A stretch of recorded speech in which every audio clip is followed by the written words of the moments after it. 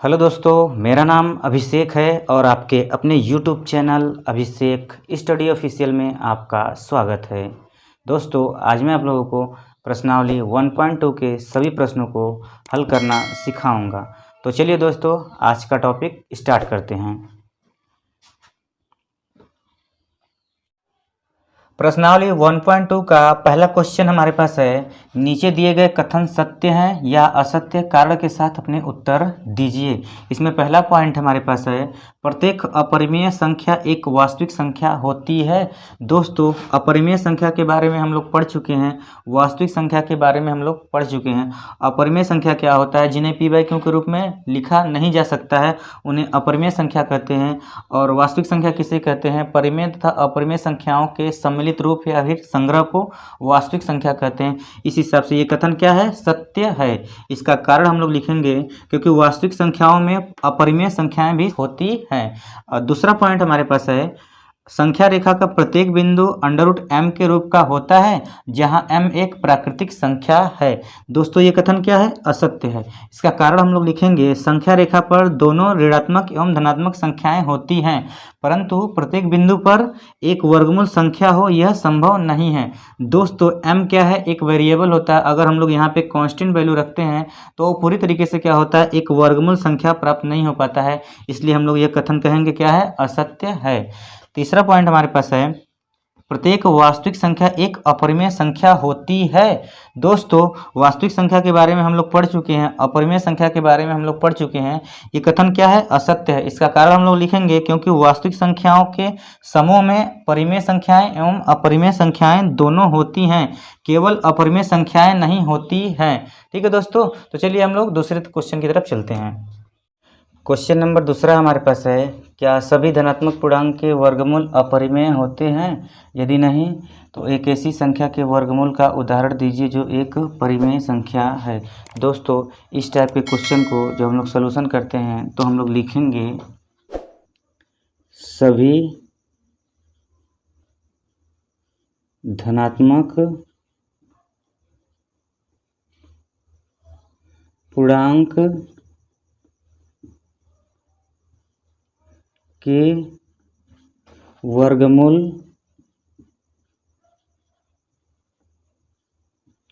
अपरिमेय नहीं होते हैं।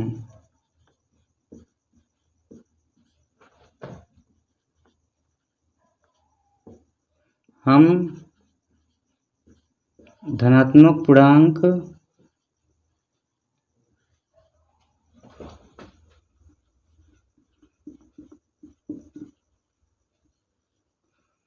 वन 2 3 4 5 6 7 8 9 का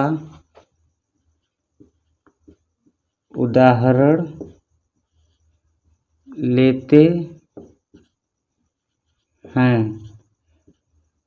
ठीक है दोस्तों, जब हम लोग 1 2 3 4 5 6 7 8 9 का जब उदाहरण लेते हैं तो देखते हैं क्या प्राप्त होता है।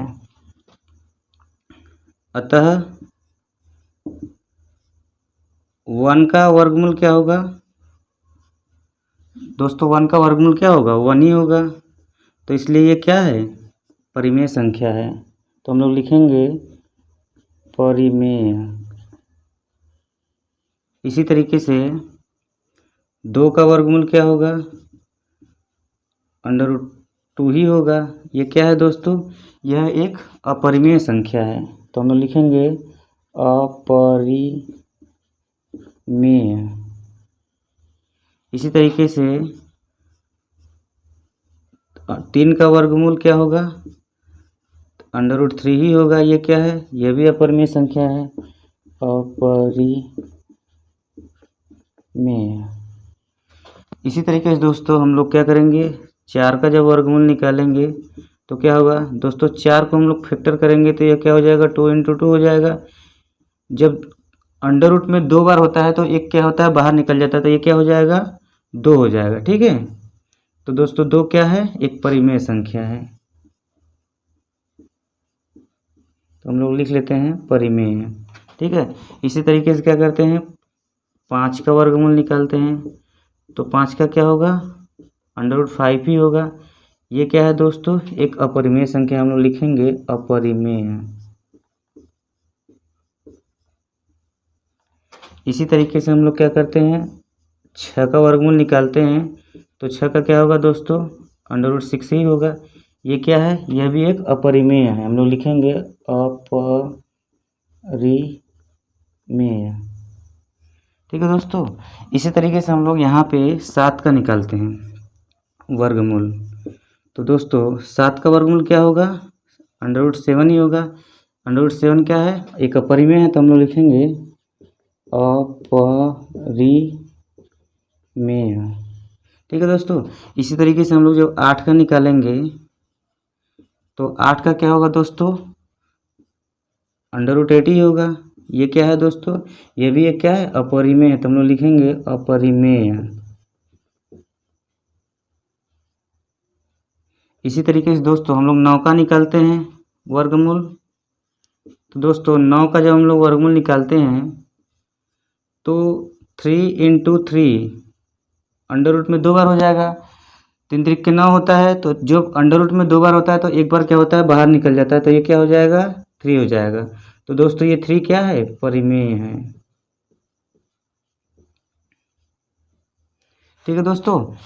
तो दोस्तों इस तरीके से हम लोग क्या करते हैं, 1 से लेकर के 9 तक का क्या करते हैं, वर्गमूल निकालते हैं। तो हम लोग देखते हैं दोस्तों 1 क्या है, एक परिमेय संख्या है।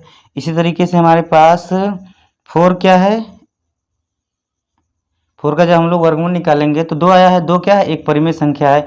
इसी तरीके से दोस्तों जब 9 का वर्गमूल निकालेंगे तो कितना आया, 3 आया। 3 क्या है, एक परिमेय संख्या है। तो हम लोग यहाँ पे लिख लेते हैं इस तरीके से, अतः उपर्युक्त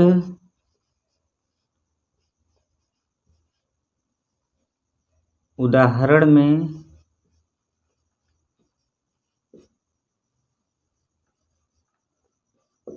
हम देखते हैं कि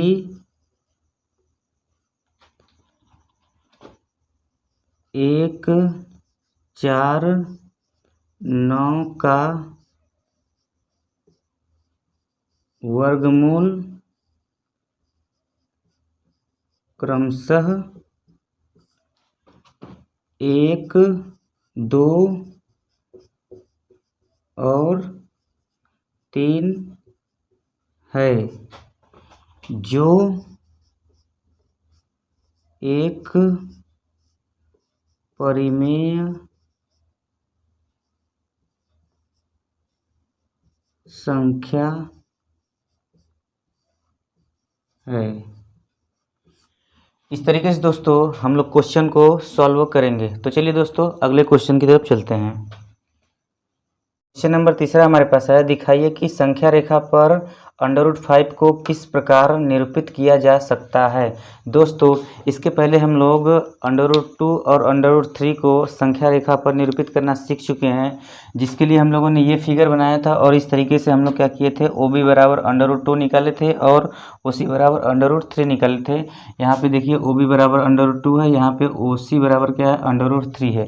ठीक है दोस्तों। तो आगे का प्रोसेस हम लोग क्या करते हैं, इसी फिगर से स्टार्ट करते हैं। तो दोस्तों हम लोग पॉइंट C पर प्रोटेक्टर की सहायता से एक 90 डिग्री का एंगल बनाते हुए क्या करते हैं, एक लंब खींच लेते हैं इस तरीके से।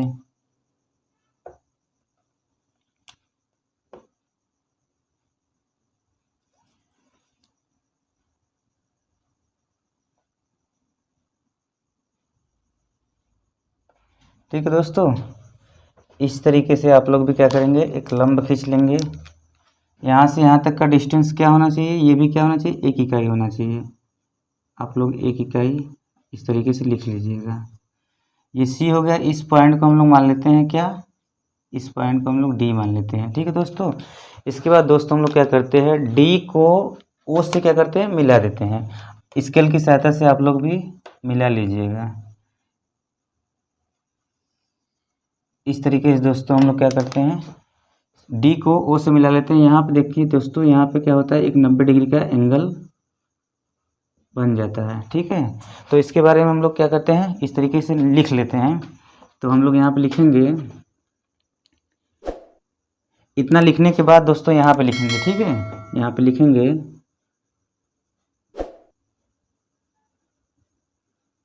समकोण त्रिभुज OCD में, OCD में पाइथागोरस का प्रमेय हम लोग इस्तेमाल करते हैं दोस्तों। ठीक है, तो पाइथागोरस का प्रमेय क्या होता है, कर्ण का स्क्वायर बराबर होता है आधार का स्क्वायर प्लस लंब का स्क्वायर। तो यहाँ पे दोस्तों कर्ण क्या है, O और D है, तो हम लोग लिख लेते हैं OD का स्क्वायर बराबर आधार क्या है, O और C है, तो हम लोग लिख लेते हैं OC का स्क्वायर प्लस लंब क्या है, C और D है, तो हम लोग लिख लेते हैं C और D का स्क्वायर। ठीक है दोस्तों, अब यहाँ से OD स्क्वायर बराबर OC का वैल्यू देखिए दोस्तों, O और C का वैल्यू कितना दिया, √3, तो हम लोग यहाँ पे क्या करते हैं √3 का होल स्क्वायर लिख लेते हैं। अब प्लस उसके बाद दोस्तों C और D का वैल्यू कितना दिया हुआ है, 1 इकाई दिया हुआ है, तो हम लोग क्या करते हैं 1 का स्क्वायर लिख लेते हैं। उसके बाद दोस्तों OD स्क्वायर बराबर क्या हो जाएगा, जब इसका हम लोग स्क्वायर करेंगे दोस्तों तो ये क्या हो जाएगा 3 हो जाएगा, और ये क्या हो जाएगा 1 हो जाएगा, जोड़ने में कितना आएगा 4 आएगा। ठीक है दोस्तों, तो जब हम लोग दोस्तों OD का वैल्यू फाइंड करेंगे तो ये क्या हो जाएगा 2 हो जाएगा। ठीक है, इस तरीके से, तो यहाँ से हम लोग क्या किए OD की वैल्यू फाइंड कर लिए, तो ये दोस्तों यहाँ पे क्या हो जाएगा 2 हो जाएगा। ठीक है, यहाँ तक आप लोगों को समझ में आ गया।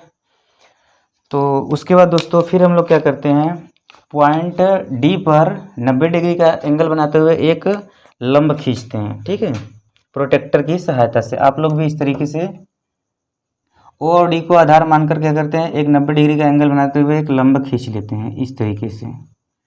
ठीक है दोस्तों, उसके बाद क्या करेंगे, स्केल की सहायता से हम लोग इसको थोड़ा सा और बड़ा कर लेते हैं इस तरीके से।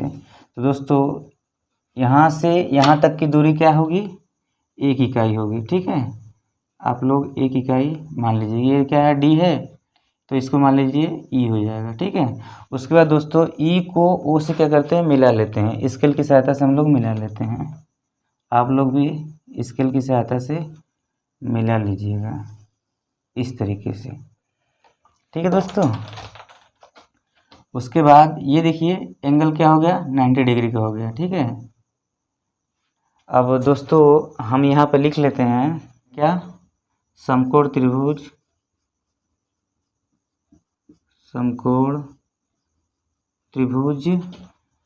ODE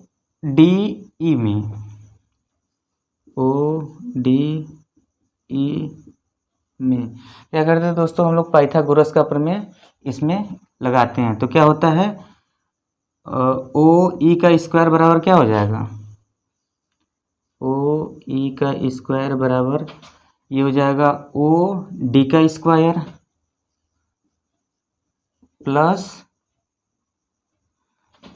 D और E का स्क्वायर हो जाएगा, DE का स्क्वायर, यानी कर्ण का स्क्वायर बराबर क्या हो जाएगा, आधार का स्क्वायर प्लस लंब का स्क्वायर। ठीक है, इस तरीके से दोस्तों OE स्क्वायर बराबर क्या हो जाएगा, OD की वैल्यू क्या दिया हुआ है, O और D की वैल्यू दोस्तों हमारे पास 2 दिया हुआ है, तो हम लोग क्या करेंगे 2 का स्क्वायर कर लेते हैं। उसके बाद दोस्तों D और E का वैल्यू क्या दिया हुआ है, 1 इकाई, तो हम लोग क्या करते हैं 1 का स्क्वायर लिख लेते हैं। तो उसके बाद दोस्तों OE स्क्वायर बराबर क्या हो जाएगा, 2 का स्क्वायर करेंगे तो 4 हो जाएगा, 1 का स्क्वायर करेंगे तो क्या हो जाएगा 1 हो जाएगा। उसके बाद दोस्तों इसको जोड़ने के बाद 5 हो जाएगा। ठीक है, अब देखिए दोस्तों OE स्क्वायर बराबर 5 है, जब हम लोग OE की वैल्यू फाइंड करेंगे तो ये क्या हो जाएगा, रूट में हो जाएगा, तो यहाँ पे हो जाएगा OE बराबर क्या हो जाएगा √5। इस तरीके से दोस्तों ये क्या हो जाएगा वैल्यू √5। तो हमको इसी चीज़ को क्या करना है, संख्या रेखा पर दर्शाना है। तो दोस्तों हम लोग कंपास की सहायता से क्या किए थे, जब हम लोगों को √2 को इस संख्या रेखा पर दर्शाना होता था तो हम लोग क्या करते थे, कंपास की सहायता से यहाँ तक का डिस्टेंस लेते थे, उसके बाद क्या कहते हैं इस संख्या रेखा पर चाप लगाते थे। उसी तरीके से 3 का लगाते थे इस संख्या रेखा, उसी तरीके से अब हम लोग दोस्तों 5 का लगाएंगे इस संख्या रेखा पर चाप। ठीक है, तो आप लोग क्या करेंगे इस तरीके से लगा लीजिएगा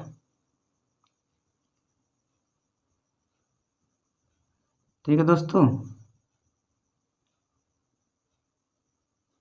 ये इस तरीके से क्या किया, यहाँ पे काट लिया। इसको मान लेते हैं पॉइंट क्या, एम मान लेते हैं हम लोग। ठीक है, इस जिस पॉइंट पे ये कटा हुआ है ना, इसी पॉइंट पे क्या होता है, हम लोगों का √5 होता है। ठीक है दोस्तों, इस तरीके से दोस्तों हम लोग क्या करते हैं, √5 को संख्या रेखा पर निरूपित कर लेते हैं। ठीक है दोस्तों, तो हम लोग यहाँ पर लिख लेते हैं,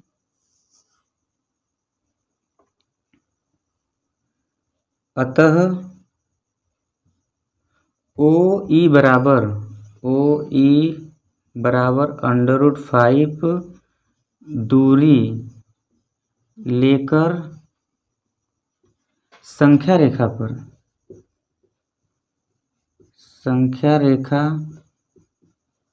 पर कंपास की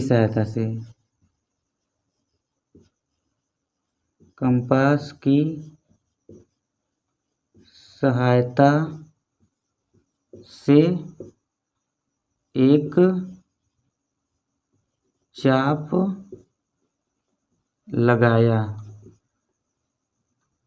जो बिंदु M पर काटता है। यही M बिंदु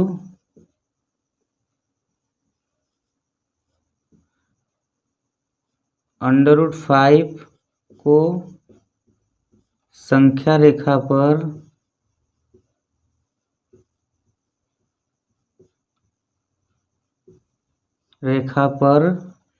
क्या करता है, निरूपित करता है।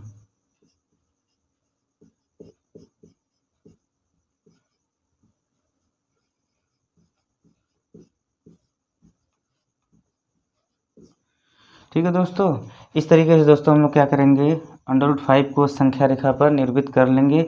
इतना आपको पूरा का पूरा फिगर आपको बनाना पड़ेगा, और इस तरीके से यहाँ से करते आपको पूरा लिखना भी पड़ेगा। ठीक है दोस्तों, इस क्वेश्चन को दोस्तों मैं एक और तरीक़ा से, थोड़ा सा छोटा है, मैं आप लोगों को बता देता हूँ। ठीक है, तो चलिए देखते हैं दूसरा तरीका। क्वेश्चन नंबर तीसरे को दूसरे तरीके से जब हम लोग सॉल्व करते हैं, तो हम लोग लिखते हैं,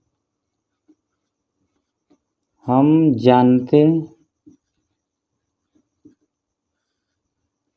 हैं कि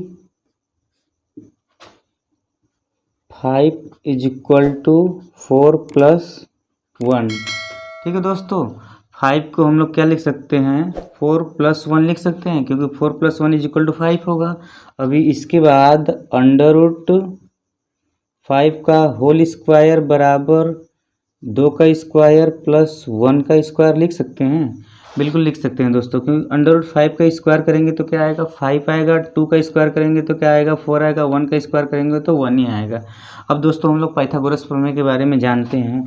क्या होता है पाइथागोरस प्रमेय, कर्ण का स्क्वायर बराबर आधार का स्क्वायर प्लस लंब का स्क्वायर। ठीक है दोस्तों, ये तो हम लोग जानते हैं। तो दोस्तों ये जो √5 है, ये क्या है, कर्ण की वैल्यू है। ठीक है, और ये जो 2 है, ये क्या है, आधार की वैल्यू है। ये 1 जो है, ये क्या है, लंब की वैल्यू है।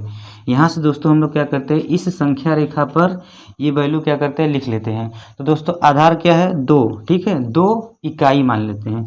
तो यहाँ से देखिए, जो 0 से लेकर के यहाँ तक का जो डिस्टेंस है वो क्या है, 2 इकाई। इस तरीके से आप लोग भी 2 इकाई ले लीजिएगा। ठीक है, इसका नाम दे दीजिए, इसका मान लीजिए O है, इसका मान लीजिए A है। इस तरीके से आप लोग दे देंगे। ठीक है, उसके बाद दोस्तों लंब क्या है, 1 इकाई है। ठीक है, तो हम लोग क्या करेंगे, पॉइंट A पर क्या करेंगे, 90 डिग्री का एंगल बनाते हुए एक लंब खींचेंगे। ठीक है दोस्तों, तो हम लोग प्रोटेक्टर की सहायता से 90 डिग्री का एंगल बनाते हुए एक लंब खींच लेते हैं। इस तरीके से आप लोग भी इस तरीके से देखिए खींच लेंगे। स्केल की सहायता से इसको और बड़ा कर लेते हैं।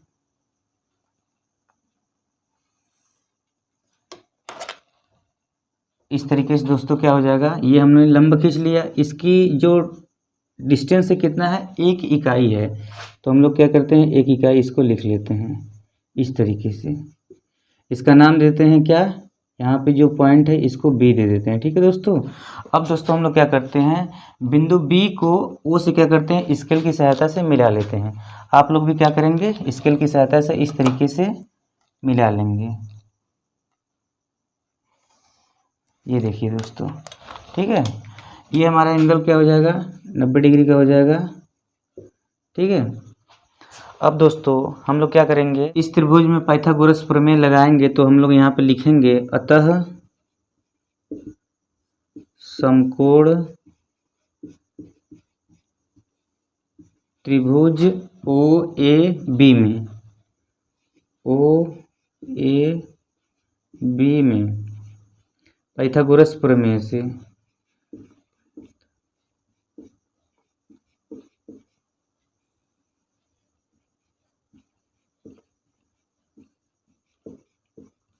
क्या होता है दोस्तों, पाइथागोरस का प्रमेय, कर्ण का स्क्वायर बराबर आधार का स्क्वायर प्लस लंब का स्क्वायर। ठीक है दोस्तों, यहाँ तक आप लोग जानते ही हैं। तो देखिए, कर्ण का स्क्वायर हमको क्या करना है, यहाँ पे फाइंड करना है। तो यहाँ पे हम लोग लिख लेते हैं, कर्ण का जो डिस्टेंस क्या दिया हुआ है, ओ और बी दिया है। तो हम लोग लिखेंगे यहाँ पे ओ बी स्क्वायर बराबर आधार क्या दिया हुआ है, यहाँ से देखिए यहाँ तक 2। ठीक है, तो हम लोग लिखेंगे 2 का स्क्वायर, अब प्लस लंब क्या दिया हुआ है, यहाँ से यहाँ तक का डिस्टेंस 1 इकाई है। तो हम लोग क्या करेंगे, 1 का स्क्वायर लिख लेंगे इस तरीके से दोस्तों। ठीक है, बी का होल स्क्वायर बराबर क्या हो जाएगा, 2 दूना के 4 हो जाएगा, और 1 का स्क्वायर करेंगे तो 1 ही आएगा। ठीक है दोस्तों, अब देखिए 4 1 5 हो जाएगा। ठीक है, तो हम लोग यहाँ पे लिख देते हैं 5। ये देखिए ओ बी का होल स्क्वायर दिया है कितना, 5। जब हम लोग ओ बी फाइंड करेंगे तो ये वैल्यू क्या हो जाएगी, रूट में कन्वर्ट हो जाएगा। तो हम लोग यहाँ पे लिख लेते हैं ओ बी बराबर क्या हो जाएगा, √5। ठीक है दोस्तों, यहाँ तक आप लोगों को समझ में आ गया। यही जो ओ और बी का डिस्टेंस है, ये क्या है, √5 को शो कर रहा है। यहाँ तक आप लोगों को समझ में आ गया दोस्तों। ठीक है, उसके बाद दोस्तों ओ बी बराबर √5 दूरी लेकर के हम लोग कंपास की सहायता से क्या करते हैं, यहाँ पे ऐसे चाप काटते हैं। ठीक है, तो ये इस तरीके से क्या होगा, चाप कटेगा। ये जहाँ पे काटता है इस बिंदु को मान लेते हैं हम लोग क्यों। ठीक है, यहाँ पे कटा है, यही जो क्यों बिंदु है, यही क्या करता है, √5 को संख्या रेखा पर दर्शाता है। ठीक है दोस्तों, इस तरीके से हम लोग लिख लेंगे। ये क्या है, ये पॉइंट क्यों √5 को क्या करता है, दर्शाता है। तो हम लोग यहाँ पर लिख लेते हैं, अतः ओ बी बराबर √5, यहाँ से यहाँ तक क्या है, √5 दूरी लेकर संख्या रेखा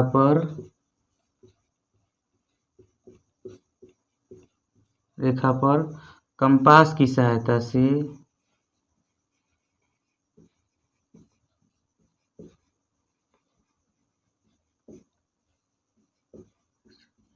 चाप लगाया। ठीक है दोस्तों, इस तरीके से हम लोग क्या करेंगे, कंपास की सहायता से ऐसे डिस्टेंस लेंगे, उसके बाद क्या करेंगे, इस संख्या रेखा पे एक चाप लगाएंगे, जो क्या करता है, बिंदु क्यों पर काटता है।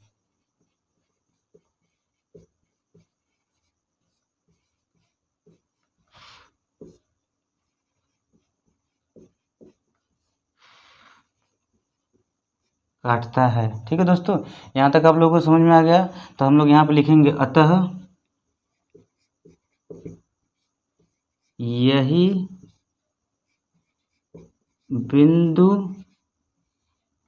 क्यों संख्या रेखा पर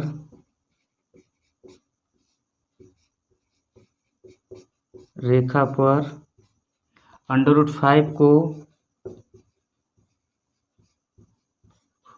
क्या करता है, निरूपित करता है।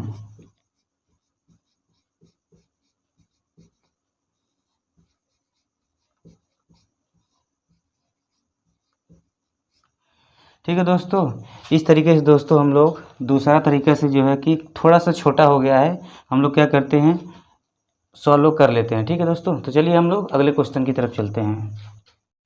क्वेश्चन नंबर चौथा हमारे पास है, कक्षा के लिए क्रियाकलाप वर्गमूल सर्पिल की रचना, जिसको इंग्लिश में स्क्वायर रूट स्पाइरल के नाम से जानते हैं। दोस्तों इसके पहले हम लोग √2, √3 और √5 को संख्या रेखा पर निरूपित करना सीख चुके हैं। दोस्तों इसी प्रक्रिया को क्या करते हैं, पाइथागोरस प्रमेय की सहायता से कंटिन्यू क्या करते हैं, आगे बढ़ाते चले जाते हैं और एक टाइम ऐसा आएगा कि ये क्या हो जाएगा, एक वर्गमूल सर्पिल का निर्माण कर लेता है। ठीक है दोस्तों, तो हम लोग यहाँ पर सॉल्यूशन करते हैं, तो इस तरीके से लिख लेते हैं, एक संख्या रेखा L खींचा, O को 0 तथा A को 1 मानकर OA बराबर 1, AB बराबर 1 लेकर पाइथागोरस प्रमेय की सहायता से वर्गमूल सर्पिल स्क्वायर रूट स्पाइरल का रचना किया गया है। ठीक है दोस्तों, यहाँ पे हम लोग इस तरीके से भी बोल सकते हैं, इसी प्रकार चलता रहेगा तथा एक वर्गमूल सर्पिल का निर्माण हो जाता है। ठीक है दोस्तों अगर आपको हमारी वीडियो अच्छी लगती हैं तो हमारी वीडियो को लाइक कीजिए, अपने दोस्तों के पास शेयर कीजिए और चैनल को सब्सक्राइब कीजिए, ताकि जब भी मैं वीडियो अपलोड करूं वीडियो की नोटिफिकेशन सबसे पहले आपके पास जाए। तो चलिए दोस्तों, मिलते हैं अगली क्लास में।